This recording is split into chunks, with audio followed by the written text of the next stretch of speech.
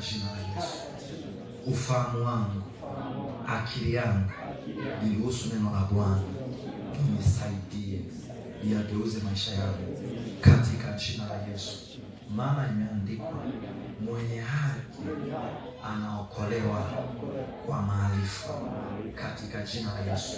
Mimi ni mwenye haki, nahitaji maarifa yako, yanitoe kwenye changamoto, yanitoe kwenye shida, yanitoe kwenye umaskini, yanitoe kwenye uhitaji, katika jina la Yesu. Amen. Andika, Mungu anatafuta mtu amtumie kwenye kizazi hiki. Mungu anatafuta mtu amtumie kwenye kizazi hiki. Somo, Mungu anatafuta mtu amtumie kwenye kizazi hiki.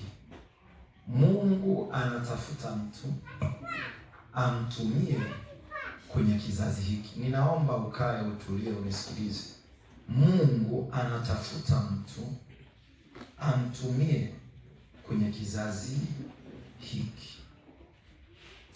Kara mashaka telepaso. Mungu anatafuta mtu amtumie kwenye kizazi hiki. Mungu anatafuta mtu amtumie kwenye kizazi hiki. Sema kwa jina la Yesu. Bwana, nimesikia unatafuta mtu wa kumtumia kwenye kizazi hiki. Niko tayari, niko hapa, katika jina la Yesu, katika jina la Yesu, katika jina la Yesu. Niko tayari kutumiwa na wewe, katika jina la Yesu. Amen. Mungu anatafuta mtu amtumie kwenye kizazi hiki. Usijiulize Mungu anatafuta mtu amtumie kwenye eneo gani. Usiwaze kwa haraka ya kuwa Mungu anatafuta mtu kwenye kizazi hiki amtumie kwenye maeneo yapi. Mungu anatafuta mtu. Mungu anatafuta mtu. Maandiko anasema kwenye kitabu cha Matendo ya Mitume sura ya 10 na mstari wa 38. Maandiko anasema habari za Yesu wa Nazareti, jinsi Mungu alivyomtia mafuta kwa Roho Mtakatifu na nguvu, naye akazunguka huko na huko akitenda kazi njema na kuponya wote walioonewa na Ibilisi, kwa maana Mungu alikuwa pamoja naye. Maandiko anasema ya kwamba habari za Yesu Kristo wa Nazareti, huyu anayezungumzwa ni Yesu. Huyu anayezungumzwa ni mtu aliyekuwa anatakiwa kutembea na Mungu kwenye nyakati zake, kwenye majira yake, kwenye muda wake. Maana maandiko anasema kila jambo na wakati wake, kwa kila kusudi chini ya mbingu. Kwa hiyo Mungu kwenye majira yale ya ukombozi au ya wokovu alitafuta mtu mmoja kutoka katika mji wa Nazareti. Alipompata yule mtu ambaye yuko tayari, mimi niko tayari kwamba Bwana unitumie. Yule mtu aliyekuwa tayari, jina lake anaitwa Yesu wa Nazareti. Halafu sasa huyu Yesu wa Nazareti ana jina, alizaliwa na mwanamke na anatokea kwenye kijiji fulani. Wewe hapa una jina lako, unaitwa Joshua Mwakembetwa, kutokea Mbeya. Hilo ni jina lako kutoka Mbeya. Lakini Mungu haangalii unatokea mazingira yapi. Huko kwenye mazingira ambayo umetokea, Yesu Kristo anakutaka wewe kwenye kabila lako na kwenye ukoo wako na kwenye mji wako na kwenye kijiji chako, ili aweze kukutumia kwa ishara na maajabu. Inaweza kuwa ni kwenye eneo la biashara, maana Bwana anatafuta mtu kwenye eneo la biashara aanze kumtumia. Ni kweli atakuwa na mtaji mdogo, lakini kwa sababu Bwana anatafuta mtu ambaye atakaye aanze kutembea naye, aanze kumtumia. Ngoja nikwambie, upako wa Roho Mtakatifu ndio unaoweza kuvuta watu. Upako wa Roho Mtakatifu ndio unaoweza kukuheshimisha. Upako wa Roho Mtakatifu uliokuwa juu ya Yesu Kristo, maandiko anasema Roho wa Bwana yu juu yangu, maana amenipaka mafuta. Maanake kuna mafuta special ya biashara ambayo Bwana akiachilia kwa mfanyabiashara ambaye anaonekana wa kawaida kabisa, anaanza kuinuka, anaanza kufanya maajabu kwenye biashara yake. Ni mfanyakazi ameachiliwa, Bwana anataka mtumie kwenye hayo mazingira. Bwana anaanza kwa namna taratibu kuanza kumtumia huyo mtu. Bwana ataanza kukutumia kwenye hilo eneo ambalo yeye anakuita katika jina la Yesu. Huyo ni kwenye biashara, ataanza kutumia ikiwa tu utaenda kwa unyenyekevu. Na akili ya unyenyekevu ni kuamua kusema ya kwamba kwa nguvu zangu siwezi, kwa mtaji wangu siwezi, kwa akili yangu siwezi. Maana Bwana huwapinga wenye kiburi. Wenye kiburi ni watu gani? Ni wale wanaosema hata hapa nimefika kwa nguvu zangu. Hao ndio Bwana huwapinga, wanaojihesabia haki, wenye kiburi, wenye majivuno, wenye majigambo. Hao Bwana huwapinga, lakini anasema huwapa neema wanyenyekevu. Bwana anatafuta mtu mahali hapa atakayeanza na unyenyekevu wa kusema, Bwana, sitaishia kuwaona tu wafanyabiashara kama kina William Colgate walioanzisha Colgate. Sitaishia kuwaona hao, sitaishia kuwaona kina John Harvard walioanzisha vyuo vikuu vya Harvard. Sitaishia kuwaona hao. Hata mimi kwenye levo yangu ya biashara nitainuka. Ni kweli ni mjasiriamali, lakini natamani kuvuka. Sitaishia kuwasoma kina Priscilla pamoja na Aquila ya kwamba walikuwa wafanya biashara katika mji wa Korinto. Hapana Bwana, sitaishia kuona hao. Mimi peke yangu wataanza kunisoma, na historia itaandikwa ya kwamba amewahi kuzaliwa mwanaume mmoja aliyekuwa mfanya biashara. Kwenye maandiko ya kihistoria maandiko, kuna mahali panasema ya kwamba kulikuwa na mtu mmoja aliyeanzisha Coca-Cola. Ni mlokole aliyekuwa anasali. Hatutaishia kuwaona walioanzisha tu waliokuwa walokole, no. Hata sisi watu watatusoma kwenye historia ya kwamba yuko Pastor Beni alianzisha kitu fulani na kikawa na matokeo. Yuko Isaya Jacob Mwandamaniu alianzisha kitu fulani na kikawa na matokeo. Yuko John Tunge alianzisha kitu fulani kikawa na matokeo. Yuko Deogratias Nefu alianzisha kitu fulani akawa na matokeo. Ni lazima uone, alafu amua kutokea ndani ya kwamba mimi sio huyo, mimi ni yule.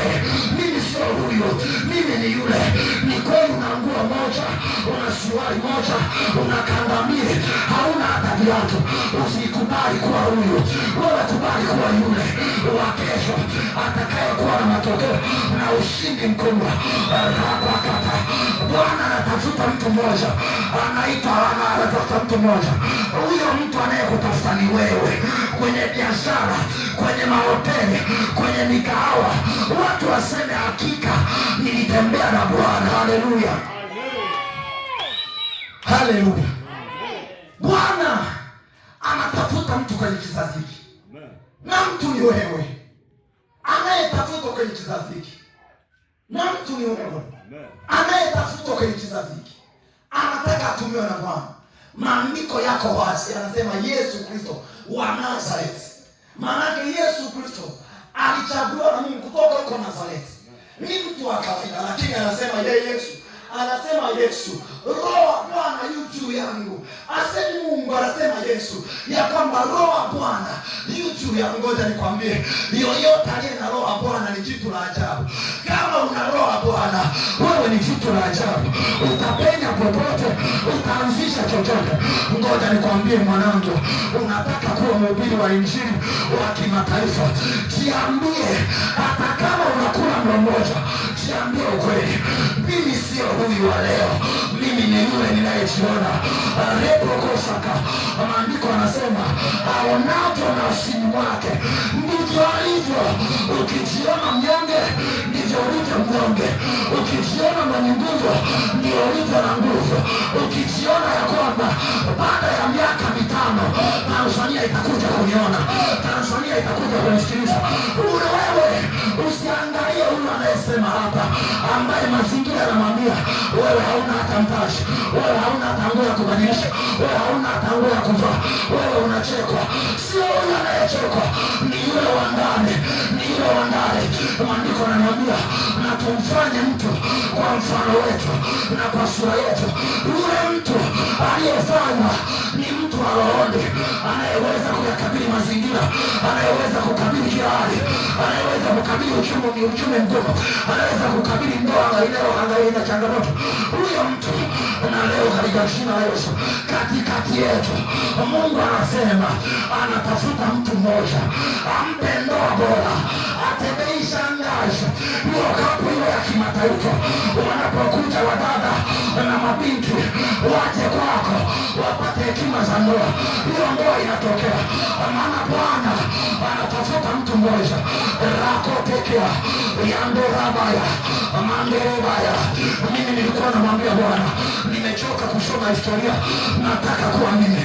Maana huu mwili sio wa kwangu, ni wako Yesu. Huu mwili sio wa kwangu, ni wako Yesu. Nimechoka kusoma tu habari ya kwamba ulitembea na kina Paulo, ulitembea na kina Petro, ulitembea na kina Joshua. Nakataa, nataka utembee na huu mwili na uleta kwako mwili wangu.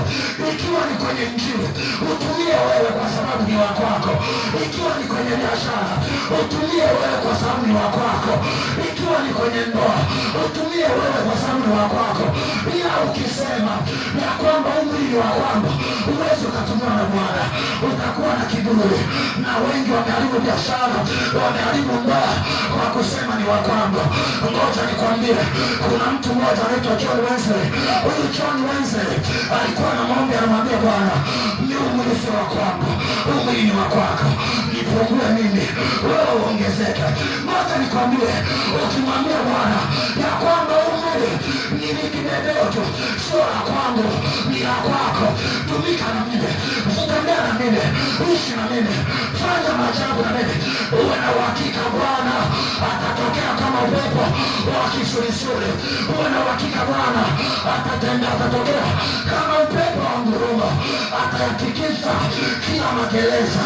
Ikiwa ni gereza la umaskini kwenye ukoo wenu, ataliondoa. Ikiwa ni utumwa, atauteketeza. Maandiko yanasema ya kwamba njooni kwangu ninyi nyote msumbukao na wenye kulemewa na mizigo, na mimi nitawapumzisha. Lakini maandiko yanasema Yesu alipenda ulimwengu hata akajitoa. Maanake ni kwamba alipojitoa akatununua, akamnunulia Bwana kwa damu yake, kwa ile Kalvari, kwa ile msalaba. Wewe umenunuliwa, wewe wa mwili sio wa kwako, utumie kwa manufaa ya Bwana, alafu Bwana atakutumia kwa manufaa yake. Arepokosaya, hautaona magonjwa ukiwa na mentality ya kwamba huu mwili sio wa kwangu, hili ni mikopo, hii mikopo tu anaitumia Bwana. Magonjwa Bwana shughulika nao, uchafu wote shughulika nao, utaza shughulika nao, kutokuelewa shughulika nao, biashara shughulika nazo, uchumi shughulika nao, familia shughulika nao. Maana sio wako, ni wa Bwana aliye hai.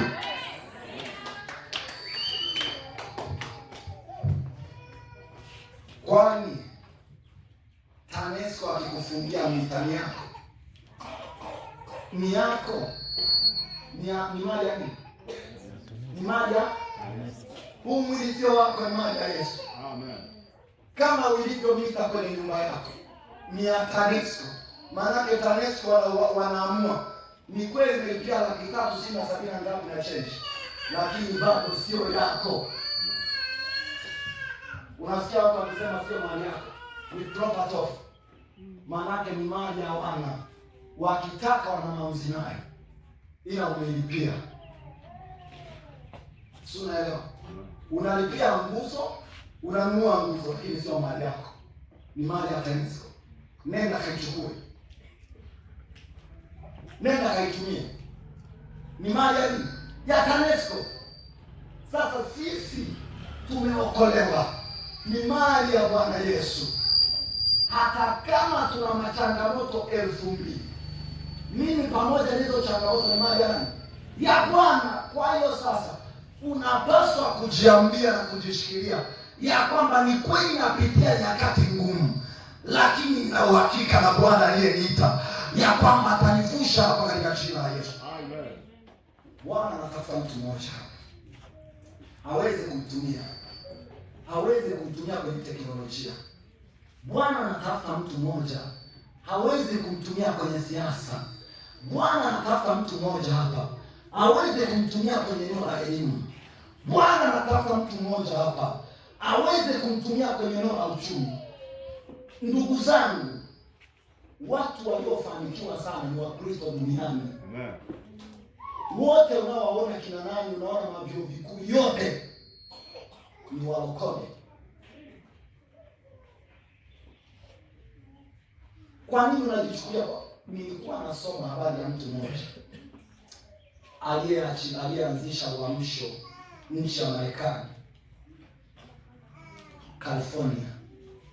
Mtu mmoja alikuwa ni Mwafrika, alikuwa ni American black, ni Mwamerika mweusi, anaitwa Bwana William Joseph Seymour. Huyu jamaa Bwana Seymour, baba yake alikuwa ni mtumwa. Alikuwa ni mtu gani? Mtumwa. Watumwa. Unasikia, watumwa. Alikuwa mtumwa. Kwa hiyo wamekuja kwenye mazingira ya utumwa, mpaka wakati sheria na katiba ya Marekani ilipobadilishwa mara ya 3 na mara ya 4, mara ya 14 na mara ya 13 na mara ya 14 na mpaka mara 15 ilipobadilishwa, hawa watu wakaachwa huru. Walipoachwa huru walikuwa maskini vibaya mno, kwa sababu wameachiliwa kutoka kwenye mikono ya wanyang'anyi. Walikuwa hawana ardhi, hawana mashamba, hawana chochote. Walioweza kusustain wale ambao walikuwa wanafanya biashara, wanajiwekea vya akiba. Lakini kulikuwa na ubaguzi wa kirangi. Wa kirangi. Huyu ninayekuambia Bwana William Joseph Seymour amesoma darasa level ya shule ya msingi. Na level ya shule ya msingi kwa nginja.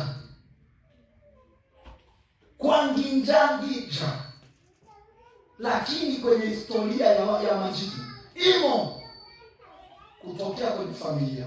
Mazingira kwa mtu aliyeokoka hayawezi kumzuia kutimiza cha Mungu kilicho ndani yake. Mazingira kwa mtu wa kweli aliye na kifuniko cha Roho Mtakatifu juu yake hayawezi kumzuia kutimiza ajenda ya Mungu kwenye maisha yake. Narudia kusema, huyu Bwana William akapata kampeni kwenda kusoma chuo cha Biblia. Ndio elimu aliyoipata ya kwanza, akasoma Biblia kidogo, akamaliza. Hapo elimu sio kipaumbele kwa Amerika weusi, kwa sababu waliokuwa kusoma ni watoto wa weupe. Vipi wewe? Hayo maisha unayapitia. Umepitia challenge kwenye maisha ndogo tu, unasema hata wokovu naacha. Nisikilize mtumishi wa Mungu, umepitia hasara kidogo tu, nitaacha. Moja ya tukio hilo lishangaza moyo kwa huyo mtu. Alialikwa kwenda kusoma chuo kimoja cha Charles Parham. Hiki chuo alipoenda kusoma, alikuwa anasoma na wazungu wakakataa kujichanganya naye. Mwamba akawa anasoma, yuko mlangoni, anawasikiliza yeye, yuko mlangoni amekaa.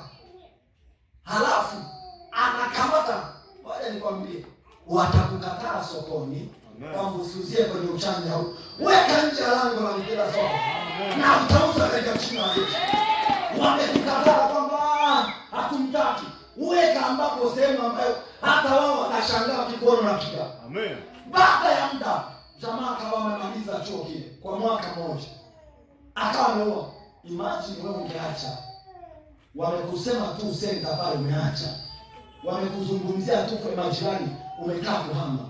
Lakini huyu William yeye alipambana, akakaza mpaka akamaliza. Sema kwa jina la Yesu, roho ya Bwana ya uvumilivu, ya kushikia kila jambo mpaka litokee, mpaka litimie, ije ndani yangu katika jina la Yesu.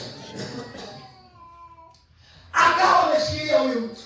Ni baba, Bwana anatafuta mtu hapa leo aminue. Bwana anatafuta mtu mmoja aliye tayari. Ukiwa tayari, wewe anatembea na wewe Bwana. Kama uko tayari, Bwana anatembea na wewe. Kama uko tayari, Bwana anatumika na wewe. Jamaa alikuwa na kiu. Una kiu ya mabadiliko, una kiu ya mafanikio, una kiu ya kuinuka. Bwana anatafuta watu wenye kiu aweze kutumika nao. Una kiu. Baba, una kiu ya kufanikiwa kwa lengo fulani, una kiu ya kuyaona madhihirisho ya Bwana. Unayo hiyo kiu, Bwana atakufanya kuwa jitu la ajabu katika jina la Yesu. Amen. Huyu bwana alipomaliza akarudi mjini, akarudi California. Aliporudi kule, unajua kilichotokea? Kanisa alilokuwa anasali akapewa kipindi kufundisha, kwa akafukuzwa. Kama unatuletea vitu vya ajabu, akafukuzwa bwana. Watu wawili tu walimpokea na kumkubali. Mama mmoja, mtu na mke wake, wakamchukua. Bwana, sisi tumekuelewa. Bwana atatumia watu wawili wa kukusaidia, wa kukuvusha kwenye hali fulani. Natamka hiyo neema ipokee kwa jina la Yesu. Pokea hiyo neema, pokea hiyo neema. Ni kweli watakufadhili, utalala sebuleni, utalala hata jikoni, utalala kwenye machifu, lakini haimaanishi kwamba hatima yako imeizika hapo. Inachongwa hatima yako, inachongwa hatima ya mwanamke mmoja, inachongwa hatima ya binti mmoja, inachongwa hatima ya kijana mmoja, inachongwa hatima ya mama mmoja. Hapo kwenye majitu Galagala, huko ukiwa na mshukuru Bwana, hapo Galagala, umwambie Bwana asante. Usingekuwa mkono wako, nisingeyapata hayo majitu, nisingelala hata hapo chini. Lakini ashukuriwe Bwana wa mianga, wa mbingu na nchi. Leo napata hata pa kuweka kichwa. Maandiko anasema mwana wa Adamu hakuwa anasema hata ya kuweka kichwa, lakini mimi ninaweka kichwa, maana imeandikwa kwa umaskini wake ili mimi nipate kuwa tajiri. Haleluya! Mama wawili, mama na mume wake, wakamchukua, nikaanza ibada ndani ya nyumba. Mandelebosakata. Huyo watakupa mtaji wa 2,000. Utainukia kupitia huyo. Watakupa Biblia, utainuka kupitia huyo. Watakupa hifadhi, utainuka kupitia huyo. Haleluya! Usikate tamaa. Beba maono hafi. Inuka, Bwana na kusudi nawe. Huwezi ukafa. Wai Mungu yuko tayari kukuhudumia katika jina la Yesu. Akawa amelala huyu bwana William. Kaanza kufanya kazi. Uamsho, wakaanza kuomba. Ikajaa ile nyumba. Watu wakaanza kujaa kwenye ile nyumba. Wakatafuta eneo la kusalia. Wakaenda kwenye mji mmoja, kwenye mtaa unaitwa Azusa. Walipofika kwenye ile eneo la Azusa, kulikuwa na kanisa la zamani lililochakaa. Mwanangu, nikwambie nini? Hata kama utaenda kuanza kitu gani kwa unyonge, ninachojua iko nguvu ya Bwana kama iko juu yako, kama mafuta ya Roho Mtakatifu yako juu yako, yatakuinua mwanangu, yatakutetisha pamoja na wako. Ngoja nikwambie, William Joseph Sema alikuwa amekataliwa na wazungu, lakini unajua nini? Alipokwenda kuanza kwenye ule mtaa wa Azusa, kwenye ile eneo, kwenye kanisa ambalo ilikuwa limeachwa imeharibika. Watu wakaanza kuongezeka, maelfu wakaanza kuja. Watu hawataangalia elimu yako, watu hawataangalia kidato, hawataangalia kabila lako, hawataangalia umri wako, wataangalia tu yale ambayo wanayaona. Matokeo yako yataziba elimu, yataziba kiwango cha elimu na mafanikio yako ambayo Bwana amekusudia kukupa. Yatafunika tabia zote, maneno yote, hata kama umewahi kuanguka, hata kama umewahi kuteseka, yatafunika. Ngoja nikwambie, uamsho ule wa Azusa ni uamsho wa kihistoria ambao Bwana William alikuwa anaomba rabagada, anaomba ule uamsho ukatokea. Ngoja nikwambie, Wazungu nao walikuwa sehemu ya uamsho. Wapale, Wachaga, Wasukuma, Wandembele, Wangoni walikuwa sehemu ya ule uamsho. Maana ikitokea yule mama akareba yeye, alafu yeye hakutaka kulipiza. Alikuwa mnyenyekevu, alikuwa mtu wa maombi, alikuwa mtu wa imani, alikuwa mtu ambaye anawatanguliza wengine. Ngoja nikwambie, kupitia yeye tuna uamsho ule mpaka hata sasa. Kutokea kwenye uamsho wa Azusa Afrika, kuna watu wanaitwa kina Charles Family wakatokea, wakaja kuanza huduma Afrika Kusini. Afrika ikapokea moto kutokea kwa mtu ambaye alikuwa ametengwa, kutokea kwa mtu ambaye alikuwa amekataliwa, kutokea kwa mtu ambaye alikaribishwa kama wakaanza biashara yake kwenye nyumba ya mtu. Wanaweza kukukaribisha tu pa kuanzia hapo. Bwana huwa anatoa pa kuanzia, halafu yeye anasimama. Wapolona moto wa Bwana, maana Bwana ameniambia anamtafuta mtu mmoja amtumie, na yuko hapa. Kama uko hapa, shangilia Bwana. Maandiko ameniambia kwenye kitabu cha Matendo ya Mitume 11 na ule mstari wa 19, anasema Mungu akafanya miujiza ya kupita kawaida kwa mikono ya Paulo. Repokosaka. Leo Bwana anatafuta mtu mmoja amwinue kwenye eneo la uimbaji, na Elizabeth Jerobenaz yuko hapa, anainuliwa na Bwana. Bwana anatafuta mtu mmoja ambaye anakiri, ataomba, ataamini, atanyenyekea, atatanguliza wengine, atamtanguliza Bwana, atakayesema mwili sio wangu, ni kwa ajili ya Bwana. Kuna mtu mmoja anatafuta kwenye eneo la IT, ni wewe duniani, maana Bwana yuko tayari, yuko tayari. Je, una shauku?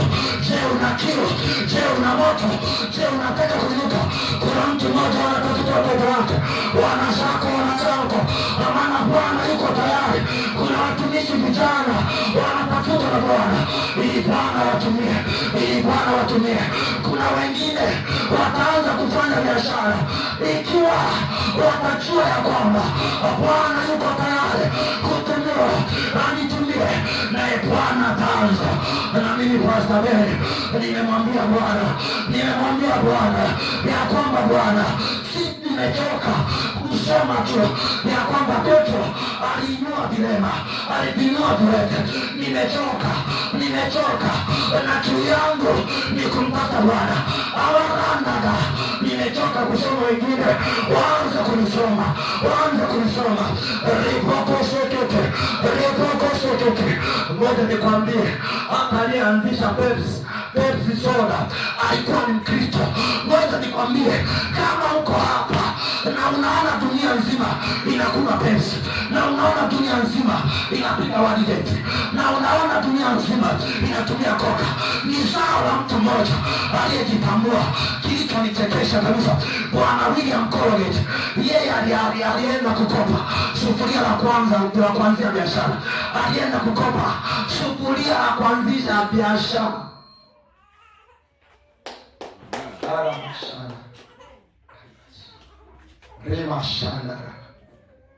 Alienda kukopa sufuria la kuanzia biashara,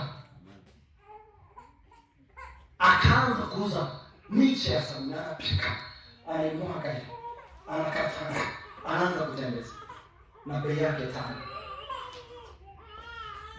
Mtu mmoja ambaye dunia inatumia product yake, na ameshaondoka. Come on, mlokole waya sisi. Bwana anakutafuta.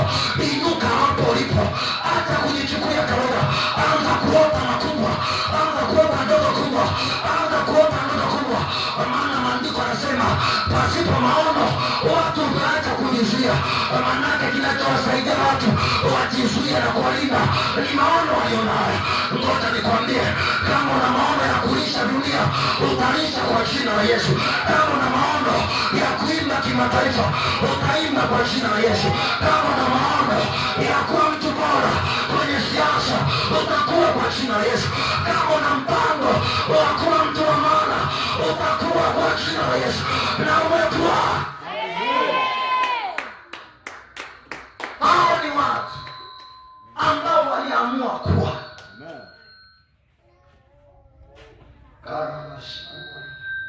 Moja ya kitu kilichonishia kwenye moyo wangu ni Bwana William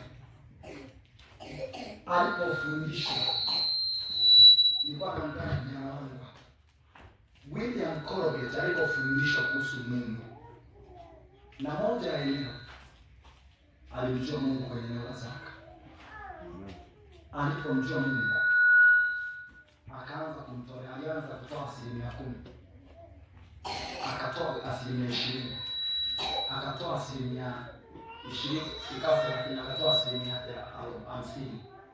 Baadaye akawa anagawana na Mungu 50%. Baada ya muda Mungu akamwinua sana, akaanza kutoa 100%.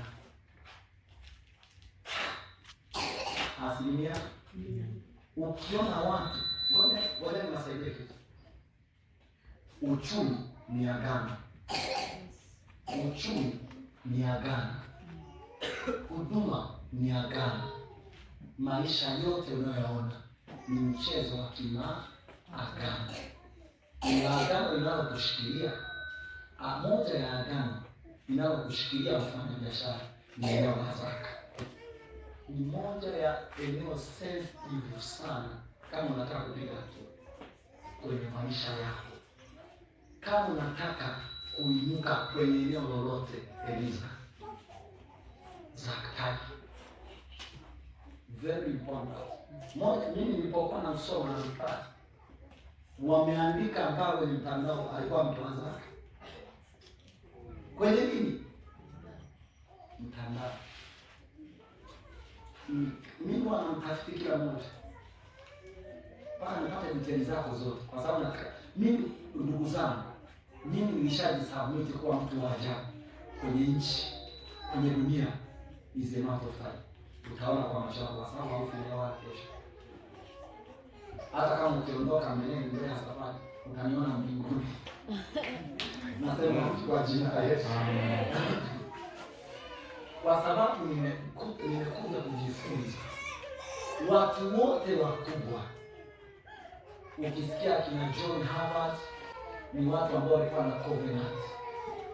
Na ni watu, moja ya mtu ambaye ni mstati, anaitwa tajiri mmoja wa Nigeria. Tajiri mmoja mkuu wa Nigeria anaitwa na simenti zake kwa anaitwa Dangote. Mpaka damu ninayojiita Dangote. Ambaye kukutana na mtu mmoja anaitwa Archbishop Benson Kausi. Akampa tu nafasi mtu wa Mungu amjie. Maisha ni lazima uwe na agano utakalo lisimamia, kwa sababu agano ni mapatano ya mtu na mtu au ya mtu na Mungu, kwamba tumepatana. Ni patano la kisheria, patano la kijamii, patano la kidini au kiroho. Mfano, kuna watu wamepatana na Mungu yao kwamba kila baada ya miaka 3 anakufa mtu kwenu, anamwagika damu. Na kweli sisi Wasukuma tunajua kulikuwa na mapatano ambao wanafanya wazee, wachunga, wapataji wa ng'ombe. Nyoka kila mwaka nyoka anakuja nyumbani. Wale nyoka wakubwa anaingia kwenye zizi la ng'ombe, anakuja, anafanyaje? Baada ya kuja kuondoka, ng'ombe watazaliana vibaya mno. Kwa nini? Covenant iliyofanywa ukimwona mtu maarufu ana agano site, kama sio la Mungu, kuna roho. Nasema Bwana anatafuta mtu mmoja hapa aweze kumtumia katika jina la Yesu, aweze kumtumia katika jina la Yesu. Mungu anatafuta mtu mmoja aweze kumtumia katika jina la Yesu, na ni wewe katika jina la Yesu, na ni wewe katika jina la Yesu. Bwana amekuja leo kukutafuta, aanze kukutumia. Angalia umri, angalia umri, angalia ukubwa. Anaangalia utayari wa mtu, kwamba Bwana, niko tayari, use me, nitumie, niko tayari, nitumie upendavyo. Nisikilizeni watumishi wa Mungu, sisi hatuko tayari, ndio maana hatumuoni Mungu kwenye maisha yetu, kwa sababu hatuko tayari kutumiwa na nani? Na Mungu. Kwa nini hatuko tayari? Mtumainie Bwana kwa moyo wako wote, wala usitegemee akili zako mwenyewe. Utegemezi wa akili unamtenga Mungu. Unyenyekevu ni kusema hivi, Bwana uwakweza watu wake kwa wakati. Unyenyekevu ni kusema hivi, Bwana, mimi sina kweli, lakini nina wewe, ninayekuamini kesho yangu halitakuwa ndogo. Vijana mlioko hapa ama mtaamua kukaa na Yesu na kusema, Yesu, tuko tayari, tuko tayari, tumika na sisi. Bwana ataanza kuoperate, kwa sababu Mungu anahitaji mwili ili atumike nao.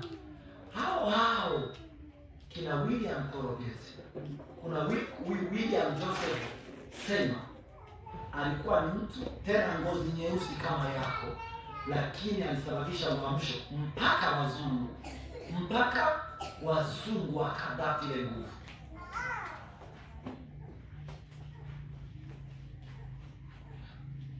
Nisikilize tulisha Mungu,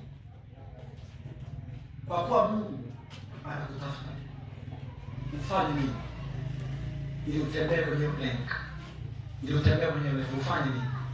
Kwa kuwa Mungu anakutafuta, moja, ni lazima uwe mtu wa maombi. Maombi yanakufanya kuwa na utegemezi kwa Mungu. Maombi yanakufanya usitumie nguvu zako. Maandiko yanasema kwenye kitabu cha Mathayo 7:7, ombeni nanyi mtapewa, tafuteni nanyi mtaona, bisheni nanyi mtafunguliwa, kwa maana kila aombaye upewa. Ule mstari wa 8 inamaanisha kwamba yoyote atakayeenda mbele za Mungu kwa unyenyekevu upewa na Bwana. Lakini anasema hivi, yoyote amwendeaye Bwana aamini kwamba Bwana yupo na uwapa wanaombao. Kwa kuomba hakutoshi, ni lazima kutokee kwenye kuamini kwamba ninayemwomba yupo tayari na ananisikia na amenipa. Imani ni uhakika. Kutokea wapi? Kwenye kile ulichokisikia, ulichokisoma kwenye neno la Mungu, ulichokisikia kwa mtumishi wa Mungu, uliyekisikia ya kwamba Bwana huwainua watu. Maanake unashikilia neno la Bwana ya kwamba Bwana huwainua watu. Unashikilia hapo ya kwamba Bwana huwapandisha watu. Unashikilia hapo ya kwamba huduma yangu inaonekana ni ndogo, lakini watu watanikiria. Siku moja Bwana akanionyesha ya kwamba Pastor Bele, mashariki wanakuja, kaskazini wanakuja, magharibi wanakuja, kusini wanakuja. Na nilipoamka nikajiona niko na mke wangu tu, nikasema Bwana, hizi ni ndoto za ninacho. Lakini Bwana akasisitiza akaniambia, time is coming, nitakuonyesha mambo makubwa ya ajabu usiyojua. Lakini unatakiwa kufanya nini? Unatakiwa kuwa mtu wa maombi. Atuwai maisha yangu yote ni maombi. Unatakiwa kufanyaje?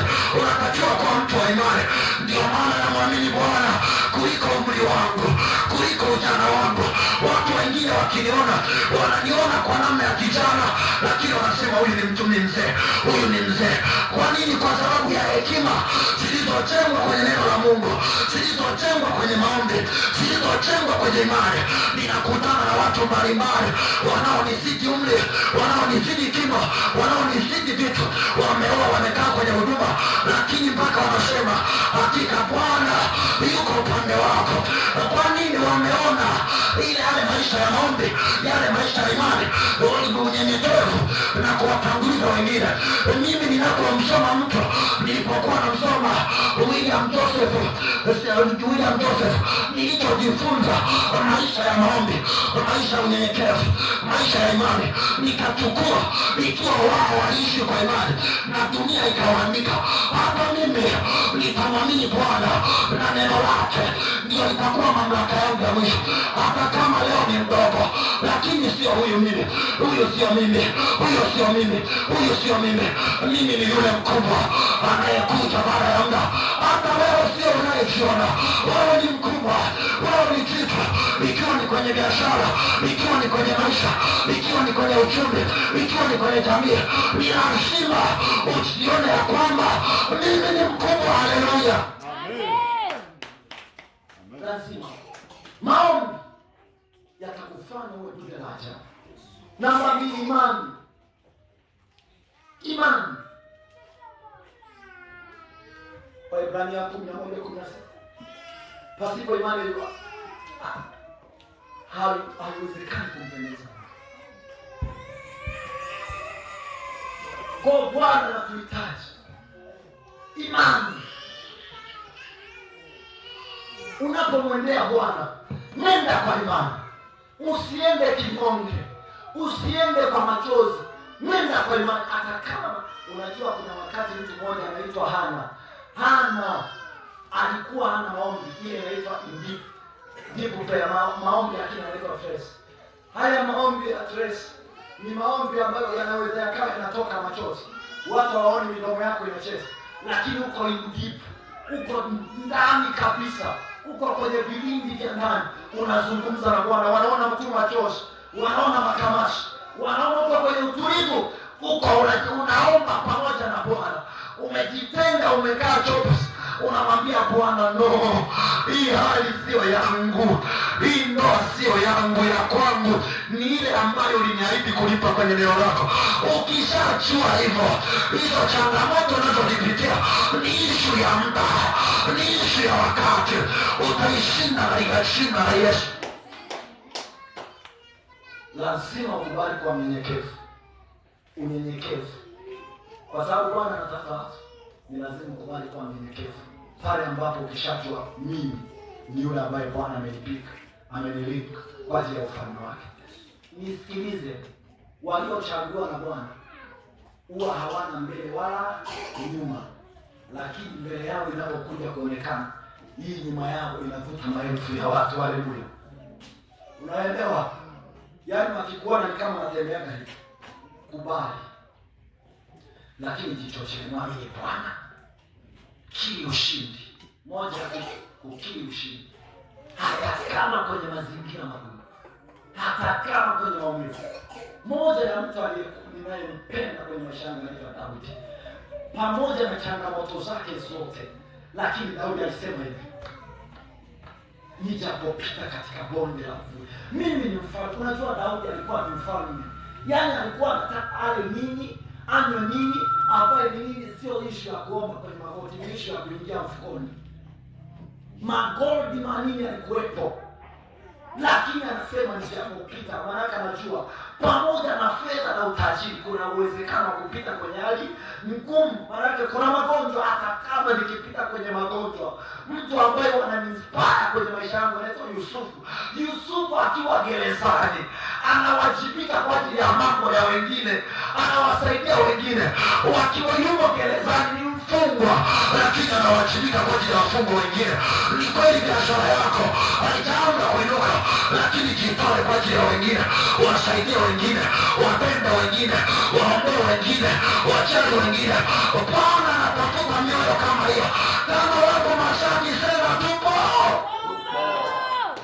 Bwana atembee na wewe katika jina la Yesu. Watu wengi wameleta siasa na kuwasema watu makanisani, wachungaji, kwa sababu hawana vya kuzungumza. Nivite hawana maarifa, hawamtafuti Mungu. Bwana anasema mmekataa maarifa, mmekataa. Sasa kuna watu wanatembea kwa sababu hana maarifa.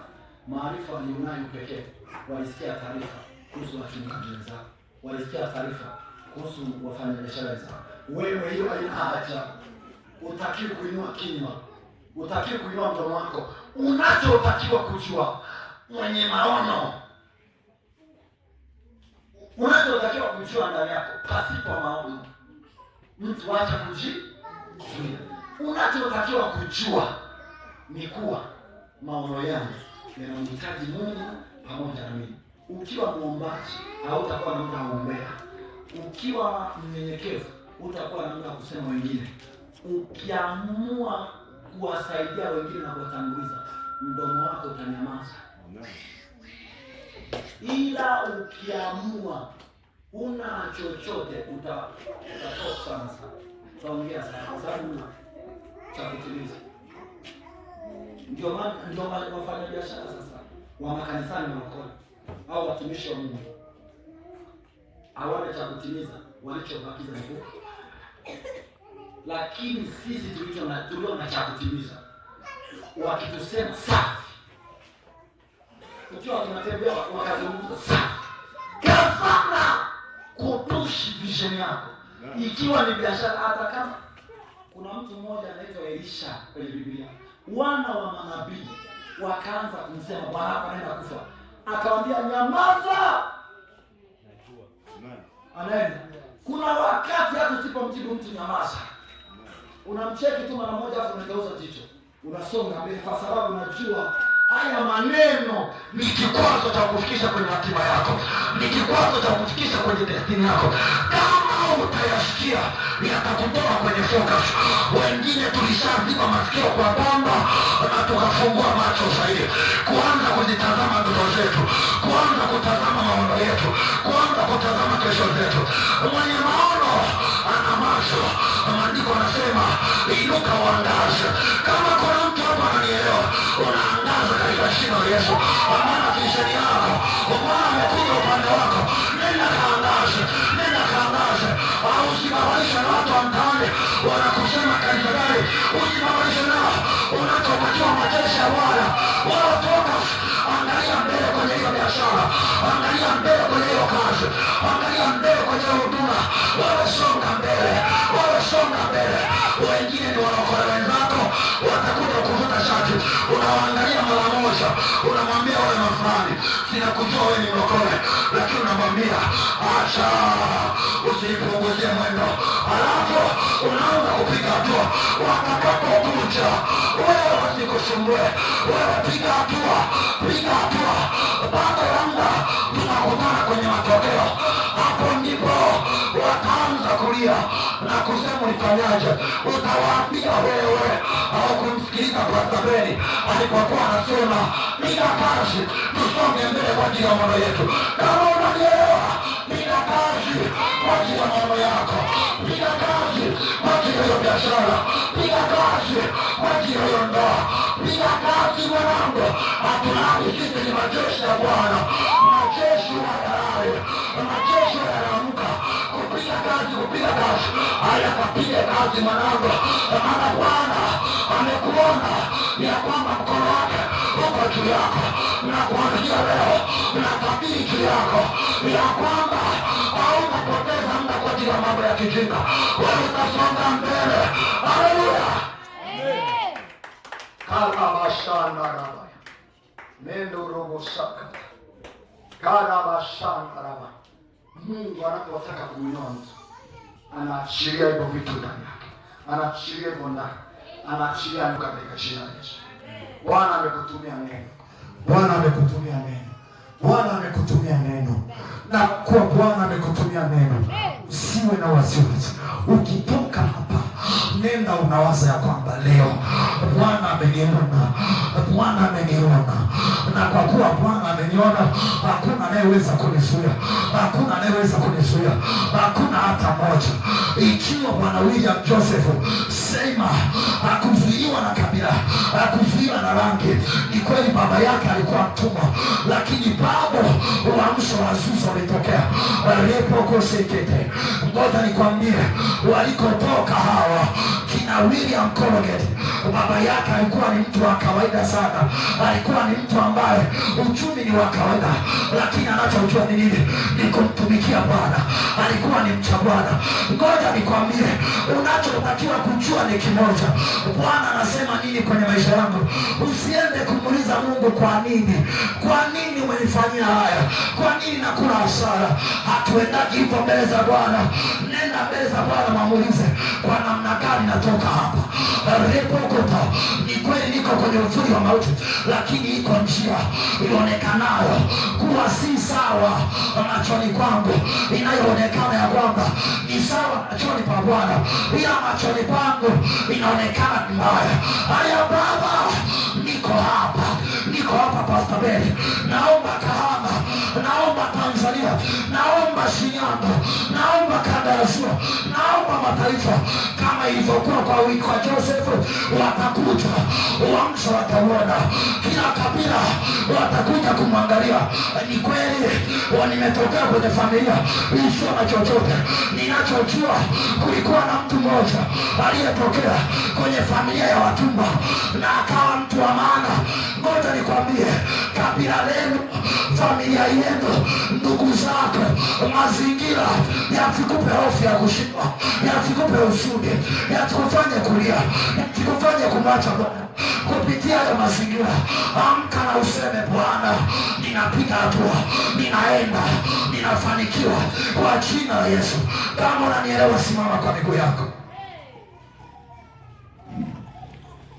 Karabashi lepo sakata karamashi. Bwana yetu, Bwana wetu ni mzuri. Nimekuonyesha namna watu waliopita na kutembea kwenye hali hizo, lakini Bwana bado waliwainua na majina yao hayajawahi kufutika. Moja ya kitu kinachowatesa watu ni kuwasikiliza watu. Moja ya kitu kinachowatesa watu ni kuwasikiliza watu wenzao. Umeielewa hiyo? Moja kinachotutesa sisi ni kusikiliza wengine. Mfano, mtu anakuja kwako anakuambia, hicho ulichokianza tutaona kama utafanikiwa. Hata mimi juzi nilikifanya. Bibi Dahosa aliwahi kusema hivi, mtu aliyefeli ni mtu aliyeacha kujaribu kufanya. Kwa mtu aliyeshindwa ni yule asiyejaribu mara kwa mara. Anayefanikiwa au aliyefanikiwa ni yule ambaye haachi kuchoka, anayejaribu kila wakati. Unanielewa sasa? Kwa hiyo wewe, haijalishi ulianza hicho kikafa, anza kingine. Haijalishi ulifanya, anza. Ulitoa wimbo wa kwenda viral, toa mwingine. Ulihubiria wakuzie, nenda vipi. Ulizungumza ukamshauri mtu alafu ndoa, endelea. Bwana anaangalia hayo majesusi yasiyotishwa na mtu mwenye pua mbili kama ya kwako. Asikutishe. Moja ya kitu ambacho utakiwa kuanza na Bwana kuhangaika, unatakiwa kuwa hodari. Maandiko anaambiwa Joshua, uwe hodari tu. Hilo sio kwa ajili ya Joshua, ni kwa ajili ya watu wote. Unapaswa kuwa hodari tu na moyo wa ushujaa. Kuwa hodari ni mtu ambaye anajua, ana uzoefu, ni jasiri, ni shujaa. Shujaa haonyeshi makovu, shujaa haonyeshi vidonda, shujaa anaonyesha makovu ya kwamba walikuja lakini tulishinda. Hautafia vitani katika jina la Yesu. Amen. Hautafia fili katika jina la Yesu. Utarudi na ushindi katika jina la Yesu. Utarudi na matokeo katika jina la Yesu. Utarudi na ustawi katika jina la Yesu. Maisha yako yatainuka sana. Amen. Sema, Bwana Yesu. Bwana Yesu. Nataka tuombe. Roho wa Bwana, niguse kwenye kile ninachokifanya. Roho wa Bwana, niguse kwenye biashara, niguse kwa mafuta yako. Haleluya, Mungu for spirit upon my life. Sema Bwana Yesu. Bwana Yesu. Nimeona neno lako. Nimeona neno lako. Ya kwamba unatafuta mtu. Ya kwamba unatafuta mtu. Ni mimi hapa Bwana. Ni mimi hapa Bwana. Umenipata leo. Umenipata leo. Ombi langu Bwana. Ombi langu ni kwa namna gani? Ni kwa namna gani? Natembea sasa. Natembea sasa. Nipe kuona. Nipe kuona. Neno lako. Neno lako. Nifunulie. Nifunulie. Kuona. Kuona. Pakupita. Pakupita. Pakutembelea. Pakutembelea. Pakukanyaga. Pakukanyaga. Pakufanya mipango. Pakufanya miradi yako. Fanya miradi. Bwana. Bwana. Katika jina la Yesu. Maisha yangu hayatakuwa ya kawaida. Kwa sababu umenikamata wewe. Umenipata wewe. Imeandikwa nitakuwa kama mti uliopandwa kando ya vijito vya maji. Mimi Bwana katika maji, katika jina la Yesu, katika jina la Yesu, katika jina la Yesu. Twende mbele za Bwana, mwambie Roho Bwana, njoo kwenye field yangu, iwe ni kwenye rapa katarama inarama sotelema rakosha narama rama robota omba kidogo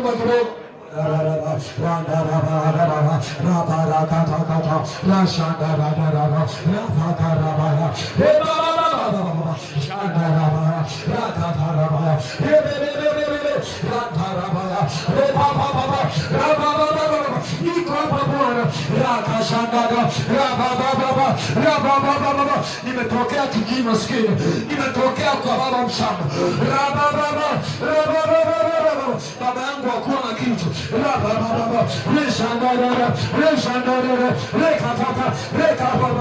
uko wangu sio kitu,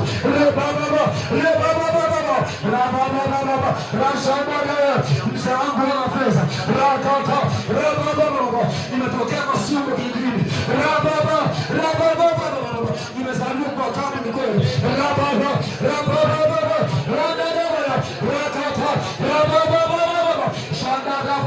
kwenye ukoo wetu ni kweli hayupo aliyetumiwa na wewe. Nimekuja Bwana, mimi rakashanda, niko tayari Bwana, niko tayari ya Bwana.